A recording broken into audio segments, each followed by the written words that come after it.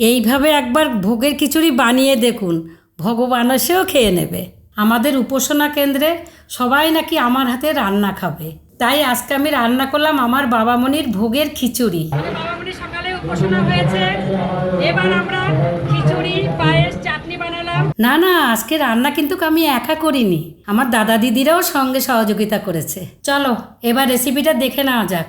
প্রথমে চালগুলোকে ভালো করে ধুয়ে 15 মিনিট ভিজিয়ে রাখবো, তারপরে এক এক করে সবজিগুলো কেটে নেব। খিচুড়ি রান্না করার জন্য যেসব জিনিসগুলি প্রয়োজন হবে সেগুলো হলো কুমড়ো, টমেটো, আলু আর কাঁচা লঙ্কা, এর সাথে আদা বাটা রয়েছে, আর অন্যান্য হলুদ, জিরে, পাঁচফোড়ন, শুকনো লঙ্কা এসব তো রয়েছেই। আর তাছাড়া তো আমি ভাবতেই পারিনি যে দাদারাও কাটাকাটিতে আমাকে হেল্প করবে, তাই তো এত কম সময়ের মধ্যেই রান্নাটা হয়ে গেছে। এবার কড়াই বসিয়ে প্রথমে মটর ডালটাকে সিদ্ধ করে নিলাম, তার পাশে আমি আরেকটা কড়াইতে মুগ ডালটাকে ভেজে নেব। মুগ ডালটাকে ভালো করে ভেজে মটর ডালের মধ্যে দিয়ে দিলাম। এবার আমি মুগ ডালের সাথে ভেজানো চালটাকেও দিয়ে দিলাম। তোমরা কিন্তু লক্ষ্য করবে আমি একই উপকরণ দুভাগে দিয়েছি, কিছুটা কাঁচা দিয়েছি, কিছুটা ভেজে দিয়েছি। কিছুটা টমেটো আমি কাঁচা দিয়ে দিলাম খিচুড়ির মধ্যে। এইবার কিছুটা চিনি দিয়ে দেবো, চিনি ছাড়া কিন্তু খিচুড়ি জমবে না।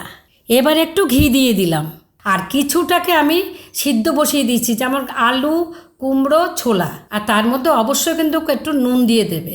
এর ফাঁকে তোমাদের আমি একটা ছোট্ট টিপস দিচ্ছি, যে হলুদটাকে আমি জলে গুলিয়ে নিলাম এই কারণে যেন ওটা দলা পাকিয়ে না যায়। এই হলুদ গুলানোর জলটা আমি খিচুড়িতে দিয়ে দেব।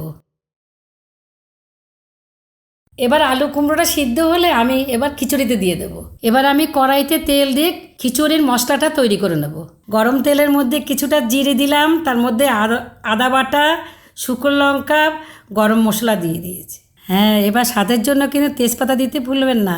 এবার একটু একটু করে ভাজা মশলাগুলোকে খিচুড়ির মধ্যে দিয়ে দেব, তারপর ভালো করে নাড়িয়ে মিশিয়ে নেব। এইভাবে 10 মিনিট নাড়াচাড়া করলেই তৈরি হয়ে যাবে আমার বাবামণির ভোগের খিচুড়ি। এইভাবে একবার ভোগের খিচুড়ি বানিয়ে দেখুন, ভগবান এসেও খেয়ে নেবে।